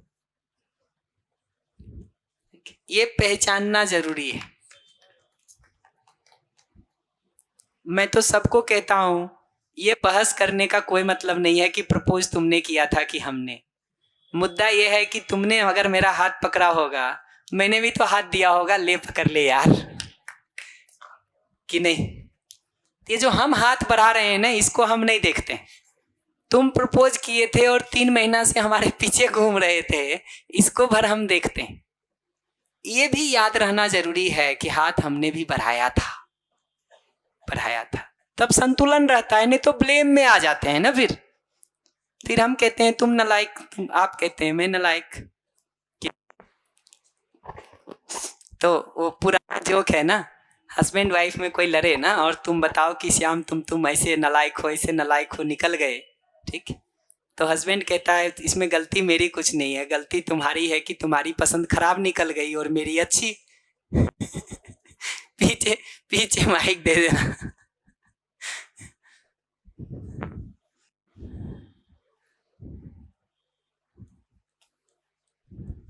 भैया नमस्ते। नमस्ते। अभी तक की चर्चा में मैं ये समझ पाया हूँ कि जो संस्कार और प्रवृत्तियों, और आप भी बार बार कह रहे हैं कि समानता होनी चाहिए, और हम सब भी मान रहे हैं ऐसा। शायद मैं जहाँ तक समझ पाया, तो मुझे लगता है कि ये प्रवृत्तियाँ और संस्कार जो है 100% तो मैं नहीं बोल सकता, लेकिन मैं इतना कह सकता हूँ कि स्वजातीय में ज़्यादा मिलेंगे या अलग जाति में विवाह करने पर ज़्यादा मिल जाएंगे। और मुझे लगता है कि बाद में ये संभावना है स्वजातीय के अलावा अगर हम किसी और में करेंगे और इन चीज़ों को ढूंढेंगे, तो कहीं न कहीं तो कॉम्प्रोमाइज़ करना पड़ेगा या फिर विवाह टूटेगा। ऐसा मेरा अनुमान है। मैं सही हूँ गलत हूँ, आप थोड़ा उसको डिस्क्राइब करो। 2 कमेंट होगा इस पर मेरा।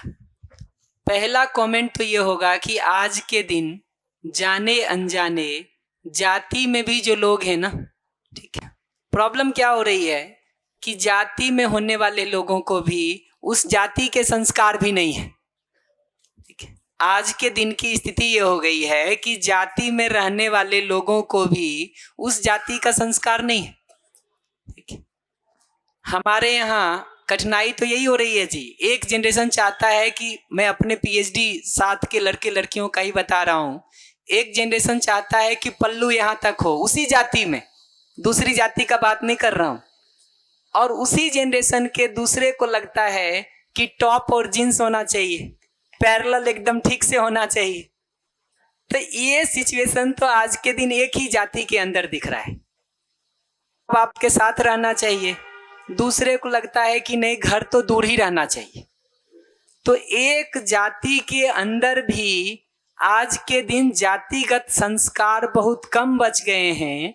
हम सबके व्यक्तिगत संस्कार उस पर हावी हो गए हैं। पहला ऑब्जर्वेशन तो मेरा ये दिखता है। दूसरा, इस जो बात आपने कही कि सेम जाति में मिलेगा कि नहीं, कहाँ ज़्यादा मिलेगा, मैं तो इन सारी चीज़ों में आप कोई ओपिनियन दें, मैं कोई ओपिनियन दूं, उसका मतलब नहीं है। बढ़िया कुछ रिसर्च स्टडीज को निकाल के देखना चाहिए कि फैक्ट क्या कहता है, और जो फैक्ट कहता हो उसको भी एक पॉसिबल कंसीडरेशन के रूप में ले लेने की जरूरत है। तो डेटा क्या कहते हैं, फैक्ट्स क्या कहते हैं, मैंने उसका बहुत अध्ययन नहीं किया है, करके देखना चाहिए, और जो कहता हो मैं उससे सहमत होने को तैयार हूं। ठीक है भैया। बढ़िया। एक प्रश्न इनका है, ले लें, फिर हमको वो लव मैरिज, अरेंज मैरिज और उसका जाति पर कुछ और भी कमेंट करना है। इतने सारे विचार सुनने के बाद मैं अपना एक व्यू रख रहा हूँ और इन्हीं का जो भी क्वेश्चन था उस पर बता रहा हूँ कि जातीय विवाह अंतर जातीय विवाह में क्या है। मेरा बेटे ने अंतर जातीय विवाह किया है और भीलवाड़ा में ही किया है, साथ ही पढ़ते थे। उनका हमारा कल्चर रात दिन का फर्क है। फर्क सिर्फ आप सबकी सोच का है, जो आ रही है उसके संस्कार उसके परिवार से हैं और मेरे बेटे के संस्कार मेरे परिवार से हैं। अगर हम दोनों को एडजस्ट कर लें तो मेरे ख्याल से ये विवाह फल फूल गएगा। क्यों कि मेरी बहू जो है वो आई हुई है दूसरे समाज से। मेरा पहला उससे जब शादी हुई, बेटा जो तुम्हारे त्योहार है वो सबसे पहले तुम मनाओ, अपनी रीति रिवाज से निभाओ, हम तुम्हारा साथ देंगे। जब हमने ये वर्ड कहा और जब हमारे त्योहार आए तो मुझे आपको विश्वास के साथ कह रहा हूँ और गर्व के साथ कह रहा हूँ, उसने उससे ज्यादा सहयोग किया। तो ये दोनों परिवारों का अगर सोच ये मिल जाए तो अंतर जातीय विवाह सबसे उत्तम है। इसका मैं एक उदाहरण हूँ। मैं यहाँ पे रिटायर्ड सुपरिटेंडिंग इंजीनियर UIT से हूँ। मेरे बेटे ने भी इंजीनियरिंग की हुई है और मेरी बहू बहुत ही अच्छी है, बहुत वो सुशील है और अलग समाज से है और भीलवाड़ा की है। दोनों परिवारों को समझौता करना पड़ेगा। बढ़िया। दो कमेंट, हाँ इनका सुन लेते हैं पहले, फिर मैं भी कुछ कह दूंगा। Yes please. सर नमस्ते। सर नमस्ते। सेम कंडीशन मेरी बेटी के साथ हुई है। मेरी बेटी ने भी अंतरजातीय विवाह किया है, पर इतना 10 साल हो गए, एक बेटा और बेटी है। वो पूरी तरह से उसमें समर्पित है और कंवर साहब पूरी तरह से हम में समर्पित है। मतलब बिल्कुल इनके उनसे मैं वो हूँ। संस्कार हमारे माँ बाप चाहते हैं, जाति से कोई नहीं आते। जो पेरेंट्स से बच्चे सीखते हैं वही आगे करते हैं। धन्यवाद भैया।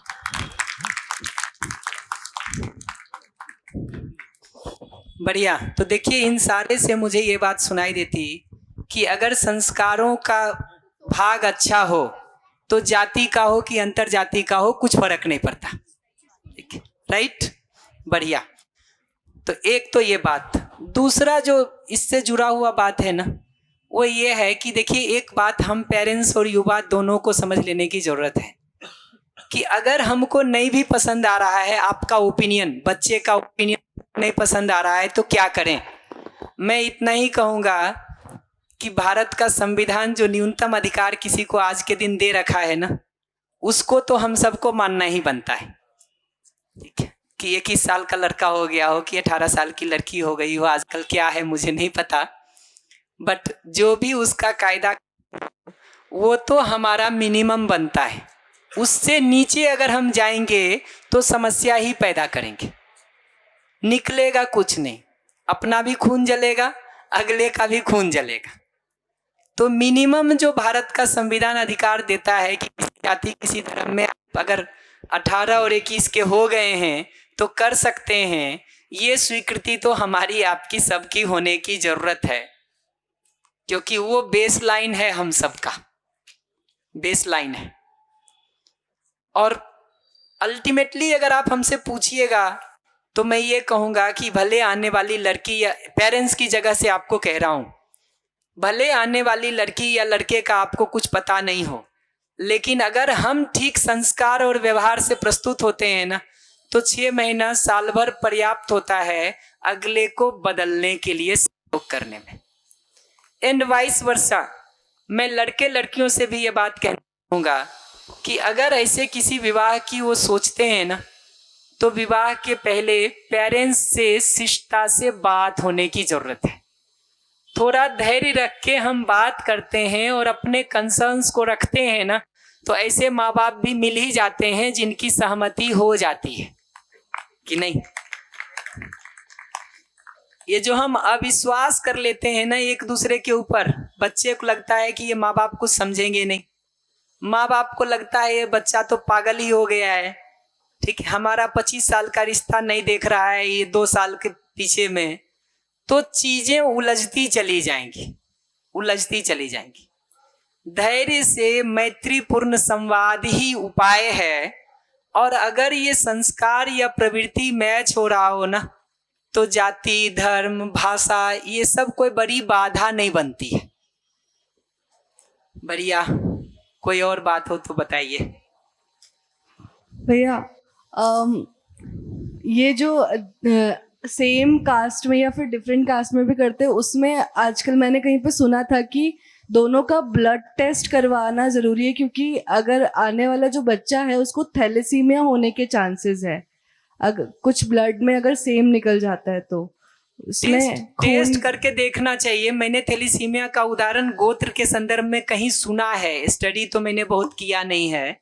कहीं सेम गोत्र होने के संदर्भ में ऐसा कुछ जगहों पर लोग कहते हैं, पर देखना चाहिए स्टडी। चूंकि मेरे पास वो नहीं है इसलिए मैं कमेंट नहीं कर सकता हूं। मैं देखिए फैक्चुअल डेटा जो है वो है, देखिए तो हम तो उससे चलना चाहेंगे जी।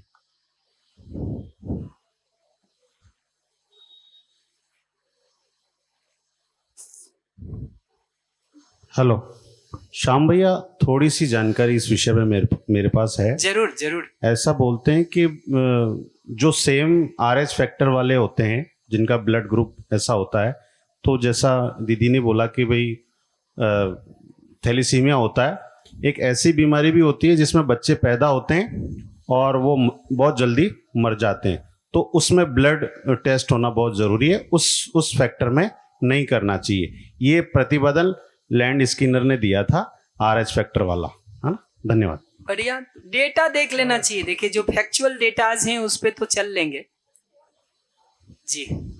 कुछ कह रहे हैं क्या भैया आप? नहीं। अब एक बार के लिए मैं रुक करके 2 मिनट में ये पूछ लेना चाहूंगा कि विवाह के संदर्भ में किनके पास प्रश्न बच गए हैं। अब एक बार देख ले आराम से, फिर उसको सॉर्ट आउट करेंगे। किनके पास प्रश्न बच गए हैं? पूछना है? नहीं बचा है? हाँ, एक मिनट। एक प्रश्न इनके पास है, और 2, 3 और 4। ठीक है, तो 4 प्रश्न हम ले लेते हैं। 2 यहाँ से, फिर अंजू दी आपका, फिर इनका। चलिए भैया, जैसे अभी अंतरजातीय विवाह की बात हो रही थी, उसमें जैसे हम मीटिंग कर लिए, अच्छा वो है, भाव विचार है, और उसमें जैसे पेरेंट्स की अनुमति नहीं है, तो फिर उसको कैसे डील करें? पेरेंट्स के साथ सार्थक संवाद, और कैसे किया जाता है वो उन पेरेंट्स और बच्चों से पूछना जो सफल हो गए हैं। इनको दे दो। देखो, कहीं भी 2 मनुष्य का ओपिनियन अगर डिफरेंट है, सम्मान और स्नेहपूर्ण संवाद के अलावा मुझे तो कोई रास्ता नहीं पता है। मेरी एक जटिल समस्या है। मैं बेसिकली गांव और शहर में रहा हूँ, तो मैं बेसिकली हरियाणा से हूँ, तो मैं गांव में भी रहा हूँ, और मेरे घर के मतलब 70 किलोमीटर दिल्ली है। एकदम मुद्दे पे बता दो। तो मतलब मैंने ये देखा है कि आज जो माहौल है गांव की, जो परिवेश का, वो काफी अलग है रिश्ते के मामले में, और शहर का अलग है। तो मुझे ऐसा लगता है कि कई बार शायद मैं गलत भी हो सकता हूँ इसमें, कि जितना शहर के लोग हैं वो बहुत एडवांस भी है इस समय, और उनके पास विकल्प ज्यादा हो गए हैं, शायद उनको पता चल गया किसी उन बातों का। लेकिन मैं गांव जब देखता हूँ तो वहाँ की जो लड़कियां, मुझे ऐसा लगता है रिश्ता ज़्यादा लंबे टाइम तक उनके साथ टिक सकता है, ना कि शहर की लड़की के साथ। तो इसमें मैं सही सोच रहा हूँ कि गलत सोच रहा हूँ, क्या वो सब है? मेरा फिर से एक लाइन का कमेंट होगा, मैं इसको गांव या शहर में ले जाने के बदले संस्कारों की समानता के रूप में देखना पसंद करूंगा।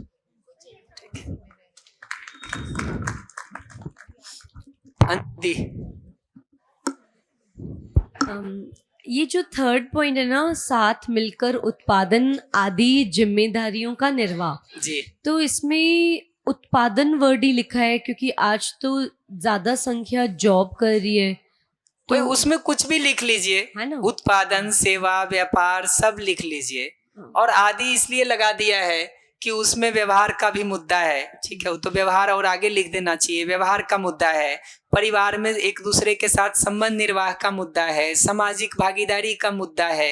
ये सब हम अगर एक टीम के रूप में होते हैं ना, करना आसान है जी, नहीं तो अकेले अकेले धक्का खाओ, धक्का खाओ। और है ना, जैसे अभी जो समय चल रहा है तो वो ऐसा भी काफ़ी देखने को मिल रहा है कि 40-45 तक भी देर आर यूथ जो मतलब they are getting marry around 40-45।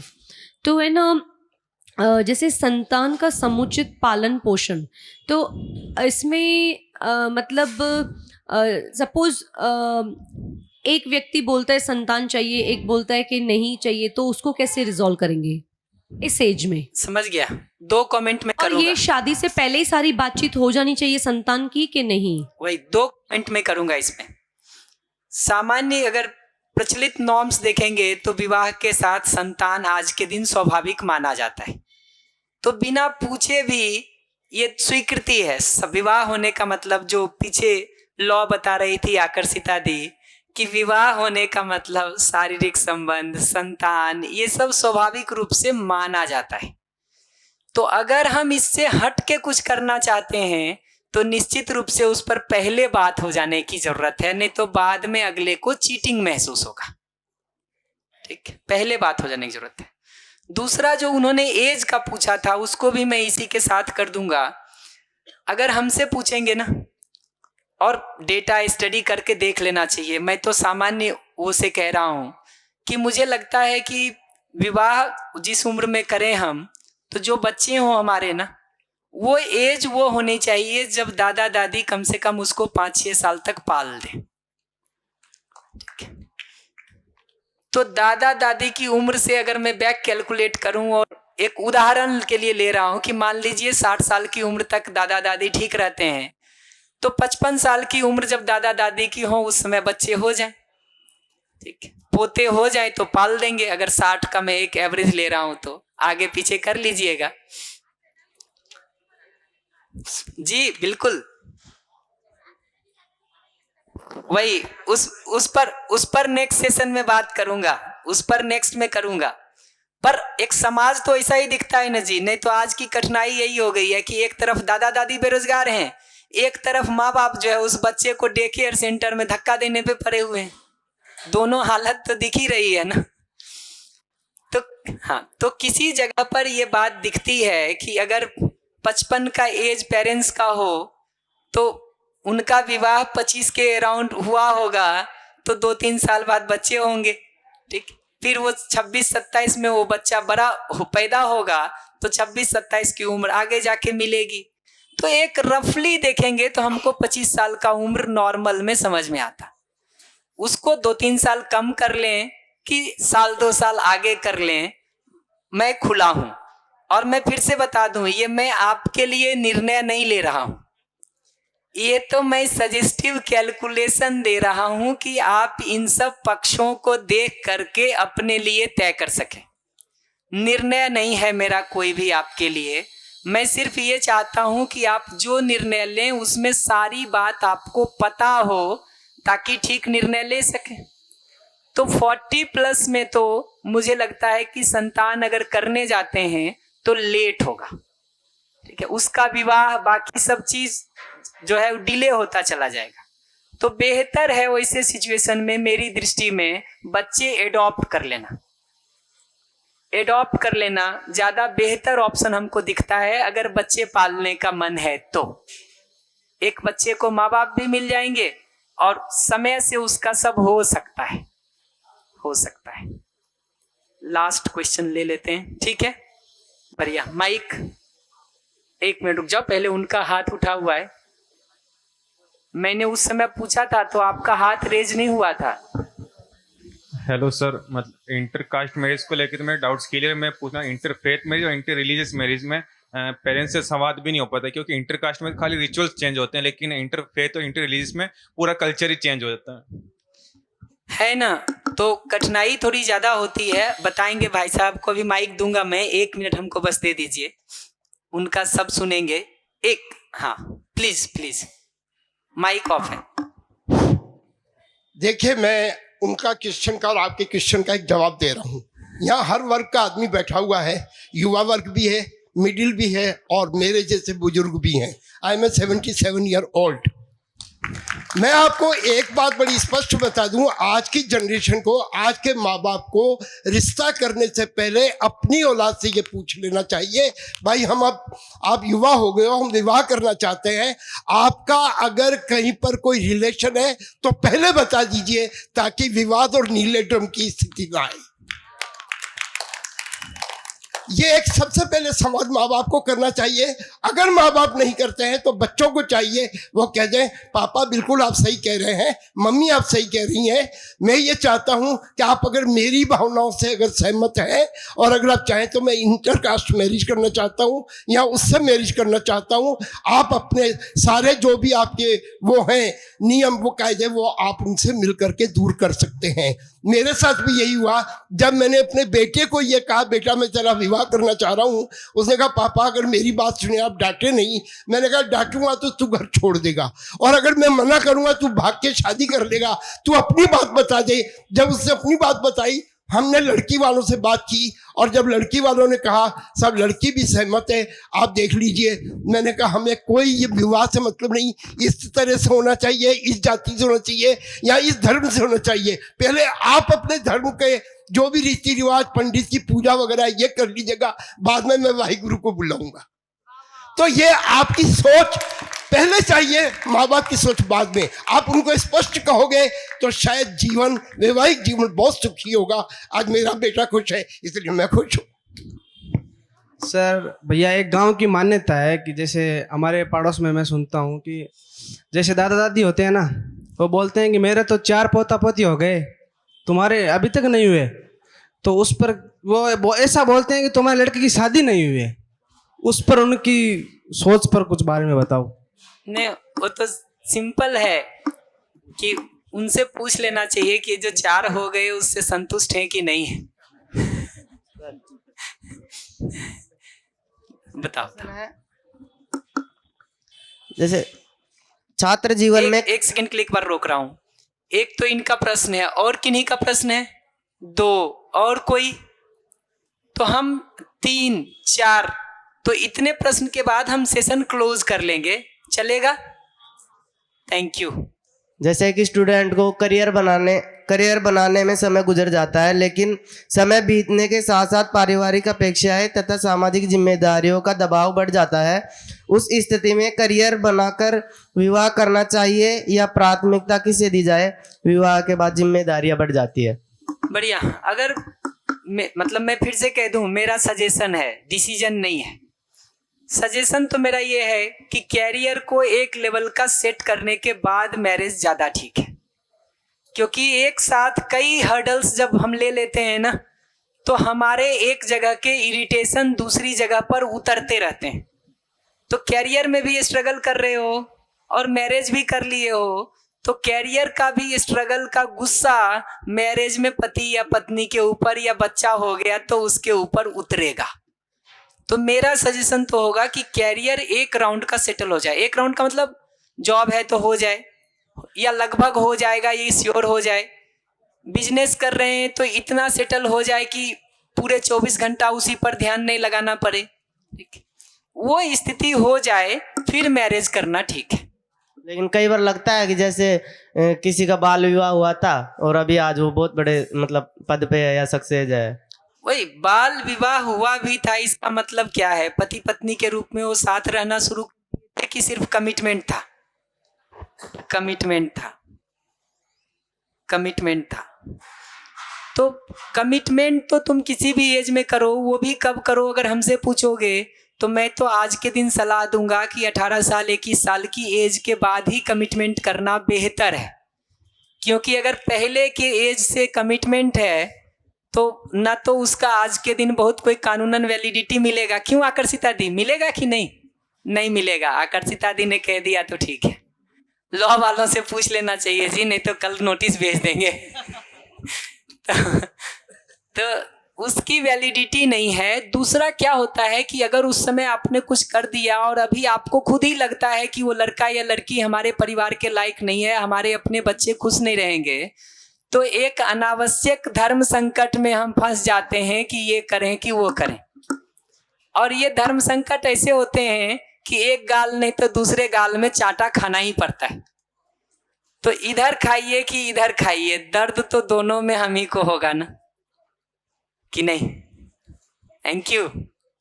ठीक है जी, इधर इधर। हाँ भैया मुझे ये पूछना था कि एज गैप का क्या सीन है। कभी कहते हैं कि 8 साल 10 साल भी ठीक है, कोई कहते हैं छोटे लड़के से करनी चाहिए, कोई कहते हैं बड़े, कोई कहते हैं बराबर के। देखो, मैं सामान्य गणित कहूँगा।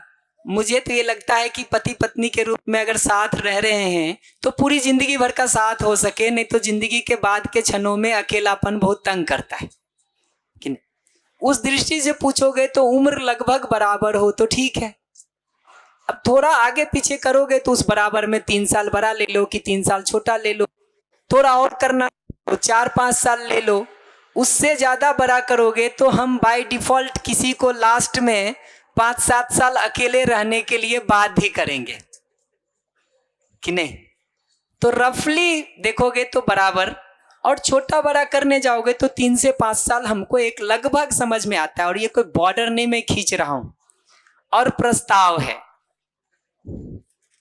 जी। इधर कुछ प्रश्न था भैया। आपने बोला करियर को एक जगह सेटल करने के चक्कर में हो क्या रहा है, मेट्रो सिटीज के अंदर मतलब लड़कियां शादी नहीं कर रही है, एग फ्रीज करा रही हैं, लड़के भी स्पर्म फ्रीज करा रहे हैं। तो इसको लेकर तो मुझे इतना ही कहना होगा कि कैरियर जैसा अभी हमने मान लिया है उसको रीडिजाइन करने की जरूरत है। वैसे मैं बताऊं मजे की बात, कल से आज तक में मैं देख रहा हूं शादी पर 3 सेशन कर चुका हूं, चौथा है लगभग। कैरियर पर आधा सेशन भी कोई बात करने में इंटरेस्ट नहीं रख रहा। तो हमको तो समझ में आ गया है कि युवाओं के लिए कैरियर वेरियर कोई मुद्दा नहीं है जी, विवाह मुद्दा है।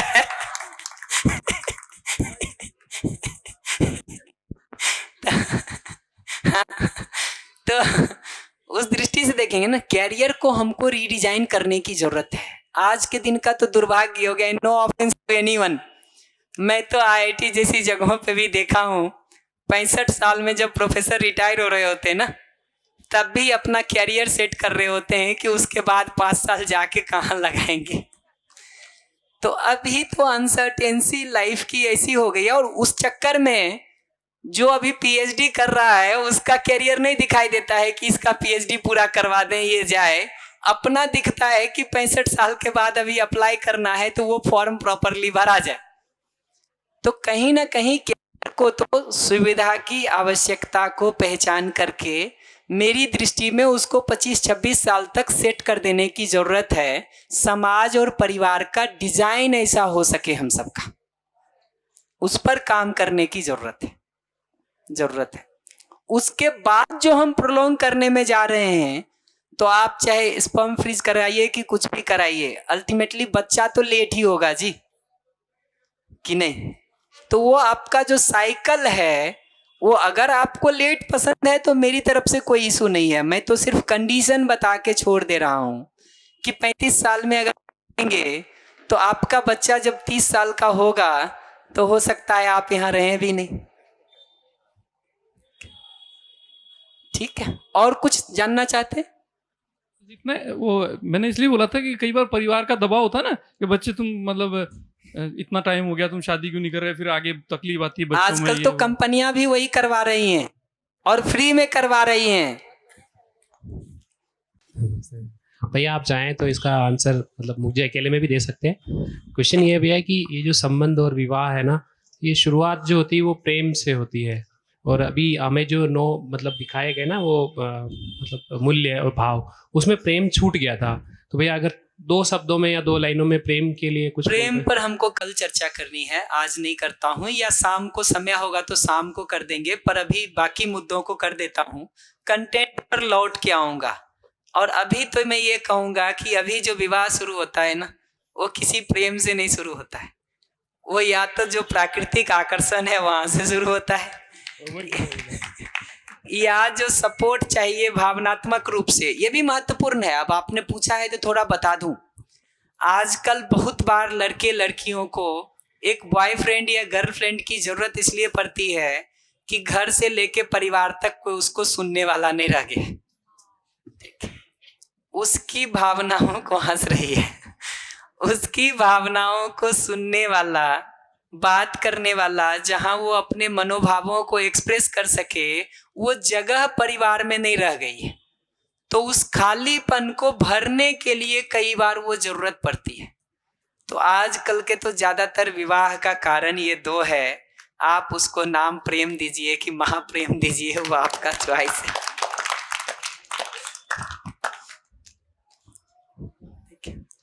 बढ़िया, कोई और बात तो नहीं?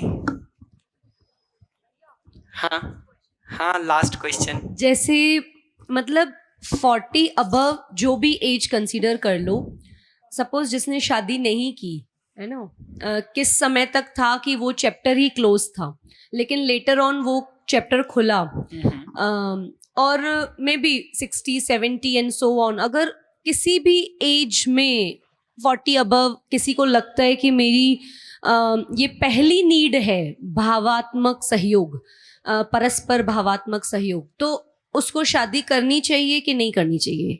देखिए, अगर शादी अभी तक नहीं हुई है तो बाकी कोई लाइबिलिटी और कंसिडरेशन तो है नहीं, और फिर ये नीड लग रही हो और उस उम्र का कोई मिल जाए, कर ले, कर ले, कर लेना बनता है। हमसे पूछेंगे तो कर लेना बनता है। और कोई बात? आगे के टॉपिक में 2-3 चीजों पर आज और बात करना चाह रहा हूं मैं। एक तो जो ये मुद्दा बार बार रहता है, मानसिक रूप से प्रसन्नता नहीं हो करके फ्रस्ट्रेशन का, तनाव का, डिप्रेशन का होता रहता है ना, तो उस पर बात करना चाहता हूं। और इतना सारा बात पहले इसलिए किया कि आज के दिन डिप्रेशन और फ्रस्ट्रेशन का कैरियर और मैरिज, ये 2 कारण हो गया है बड़ा। डायरेक्टली इनडायरेक्टली, आप उसको मैरिज कहो कि बॉयफ्रेंड गर्लफ्रेंड के इश्यूज कहो, ठीक है, और उसको कैरियर के जिस फॉर्म में भी देखो कि कितना पैसा चाहिए, कैसे करेंगे, ये 2 पर पहले इसलिए बात कर दिया कि ये खत्म हो तो फिर मानसिक संतुलन पर थोड़ा बात कर पाएंगे कि वो फ्रस्ट्रेशन, डिप्रेशन, तनाव से हम बाहर रह के खुश कैसे रह सकें। एक तो इस पर बात करना चाहूंगा। दूसरा, युवाओं के लिए एक मुद्दा कहीं ना कहीं आज के दिन सेल्फ आइडेंटिटी का, पहचान का, अपने को प्रूव करने का, इस्टेब्लिश करने का भी एक मुद्दा है। सही बात है ना? बढ़िया, तो इस पर भी बात करेंगे। ये दोनों के बाद समय मिलेगा तो ये जो बात है कि परिवार में संबंध पूर्वक जीने में और क्या बातों को ध्यान रख सकते हैं और प्रेम के भाव पर बात करेंगे, नहीं तो उसको कल सुबह करेंगे। पर ये 2 मुद्दा, मानसिक संतुलन का ठीक रहने का, उसके रिप्लिकेशन से आदमी ड्रग्स में जाता है, कोई किसी और चीज में उलझता है, वो संतुलन कैसे बन सके अपना, और सेल्फ आइडेंटिटी के मुद्दे पर पहले बात करना चाहूंगा। फिर समय बचेगा तो उस पर कर लेंगे। ये प्लान है आज का। और मेरे पास 4.5 मिनट बचा है तो मैं फिर से समराइज कर दूं इस बात को। देखिए, संबंध को दूसरे के साथ महसूस करना, संबंध को एक दूसरे के साथ महसूस करना, उसमें विश्वास, सम्मान, स्नेह जैसे भावों का हो पाना, एक दूसरे का ध्यान रखना, दूसरे को अपने जैसे मानव के रूप में समझना, डिसीजन लेने के पहले चर्चा और सलाह करके डिसीजन तक पहुंचना, घर में आए हुए पैसे को पूरे घर की संपदा के रूप में पहचानना, न कि जो पैसा कमाता है वो घर में अपना निर्णय चलाएगा। ठीक है, ये सब कुछ बहुत बेसिक चीजें हैं परिवार के ठीक चलने की दृष्टि से।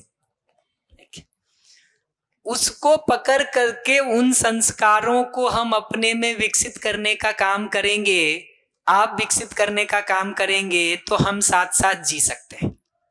वो नहीं होगा, बाकी कितनी भी चीज मिला लीजिए, वो ऐसा है कि रसोई घर में जिसको खाना बनाना है ना, उसका बाकी सब योग्यता आप देख लीजिए, चेहरा अच्छा हो, हाइट अच्छी हो, ड्राइविंग बढ़िया आता हो, स्विमिंग बढ़िया आता हो, ठीक है, पीएचडी की डिग्री लिए हुए हो, कपड़े बढ़िया पहन लेता हो, सॉफ्टवेयर इंजीनियर हो, ये सब क्राइटेरियन देखेंगे कि खाना बनाने आता है कि नहीं, ये देखेंगे खाना बनाने आता है कि नहीं तुमको भी पता चलता है ना। तो ये पहचानना जरूरी है कि संबंध में जीने के लिए वो बेसिक मुद्दा संबंध की समझ का होना है। सारी शिकायतें आज के दिन इस रूप में बहुत कम है कि घर में सुविधाएं नहीं है।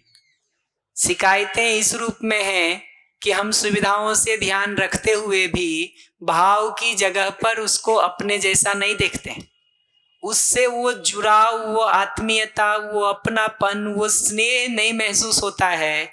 तो उस अलीपन की जो पीड़ा है वो 20 जगह पर निकलती रहती है। वो अभाव में जब हम कॉन्स्टेंटली जी रहे हैं तो 20 जगह वो ब्लास्ट होता रहता है। तो इसकी तृप्ति हो पाएगी ना, तो वही परिवार और वही संबंध और वही उसका आधार विवाह जो इतना कठिन लगता है वो इतना सरल और सुगम हो सकता है।